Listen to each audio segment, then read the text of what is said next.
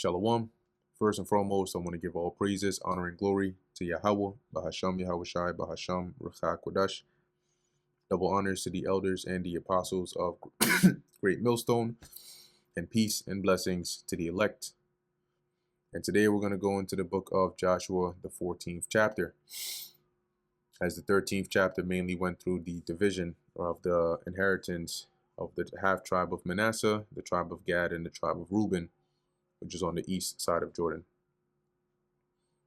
And these are the countries which the children of Israel inherited in the land of Canaan, which Eleazar the priest and Joshua the son of Nun, and the heads of the fathers of the tribes of the children of Israel distributed for inheritance to them. By lot was their inheritance, as the Lord Yahweh commanded by the hand of Moses, for the 9 tribes, and for the half tribe of Manasseh. For Moses had given the inheritance of 2 tribes and an half tribe on the other side Jordan, but unto the Levites he gave none inheritance among them. For the children of Joseph were 2 tribes, Manasseh and Ephraim. Therefore they gave no part unto the Levites in the land. So that's why you can still have 12 parts, even though Levi doesn't have a part, because if Ephraim and Manasseh were counted as 1 for Joseph, there would be 11 parts lacking 1. But because they are split into 2 tribes now, it's still equivalent of 12 parts.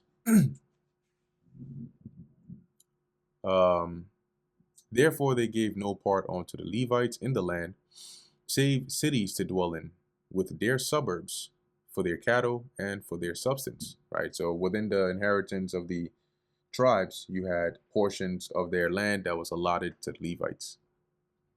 As the Lord Yahweh commanded Moses, so the children of Israel did, and they divided the land. Then the children of Judah came on to Joshua in Gilgal, and Caleb the son of Jephunneh, the Kenizzite, said unto him, Thou knowest the thing that the Lord Yahweh said unto Moses, the man of God, concerning me and thee, in Kadesh Barnea. 40 years old was I, when Moses the servant of the Lord sent me from Kadesh Barnea to espy out the land, and I brought him word again, as it was in my heart.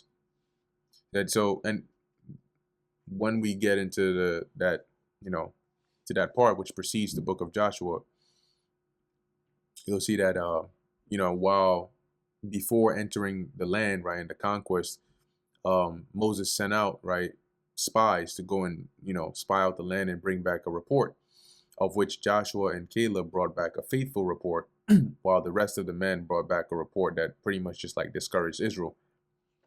So that's what Caleb is making reference back to here, saying that because we brought a good report, right, there was a reward given to us, and he came to claim that.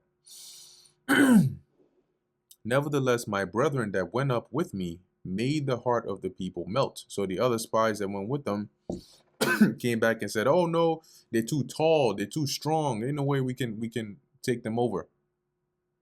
But I wholly followed the Lord Yahweh my God. So he was loyal and spoke the truth and said, "No, the Lord is with us. We can take them." And Moses sware on that day, saying, Surely the land whereon thy feet have trodden shall be thine inheritance, and thy children's forever, because thou hast wholly followed the Lord Yahweh my God. I'll read this in the NLT as well. It says, So that day Moses solemnly promised me, The land of Canaan on which you were just walking will be your grant of land, and that of your descendants forever, because you wholeheartedly followed the Lord my God. And now, behold, the Lord hath kept me alive, as he said, these 45 years, even since the Lord Yahweh spake this word unto Moses, while the children of Israel wandered in the wilderness. And now, lo, I am this day 85 years old. So I'm 85 years old. But the Lord has preserved me alive to see this day. As yet I am as strong this day as I was in the day that Moses sent me. My strength was then, Even so is my strength now for war, both to go out and to come in. So he's saying, I'm 85 now, and I still feel as strong as I was back then when I was, what, 40? Now therefore give me this mountain, whereof the Lord spake in that day, for thou heardest in that day how the Anakims were there, and that the cities were great and fenced. If so be the Lord will be with me, then I shall be able to drive them out as the Lord said. So this is the portion the Lord said I can have. It's granted to me, and the Lord is going to be with me, and I'm going to go drive out the Anakims from it and take it. And Joshua blessed him, and gave unto Caleb the son of Jephunneh Hebron for an inheritance.